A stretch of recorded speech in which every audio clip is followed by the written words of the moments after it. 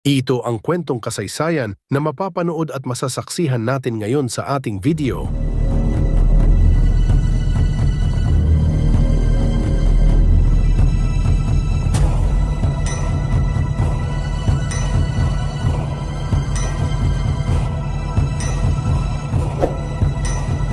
Ang Lupang Hinirang ay ang pambansang awit ng Pilipinas na may makasaysayang pinagmulan mula sa panahon ng himagsikang Pilipino laban sa mga Espanyol.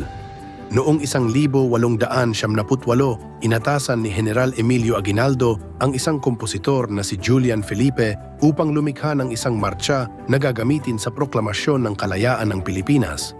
Isinulat ni Felipe ang isang instrumental na piraso na pinamagatang Marcha Nacional Filipina na unang tinugtog noong Hunyo 12, 1978 kasabay ng pagwagayway ng watawat ng Pilipinas sa Kawit, Cavite.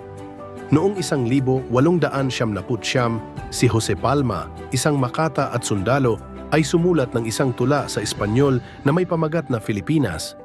Ang tulang ito ang ginamit bilang liriko ng marcha ni Felipe. Sa paglipas ng panahon, isinalin ang liriko sa iba't ibang wika, kabilang ang Ingles at Filipino. Noong 1956, opisyal na isinalin sa Filipino ang awit sa ilalim ng pamamahala ni Presidente Ramon Magsaysay at noong 1978, itinakda ng Republic Act No. 8,491 na ang tanging opisyal na liriko ng Lupang Hinirang ay nasa wikang Filipino. Hanggang ngayon, ang Lupang Hinirang ay isang mahalagang simbolo ng kalayaan at pagkakaisa ng mga Pilipino na patuloy na tinutugtog sa mga pambansang okasyon, paaralan at iba pang mahahalagang pagtitipon. Laging tandaan mga kahistoryador, huwag limutin ang ugat ng ating pagkatao, ang kasaysayan ng ating pundasyon. Ang kwentong kasaysayan ng lahat ay kasama ka sa bawat kabanata.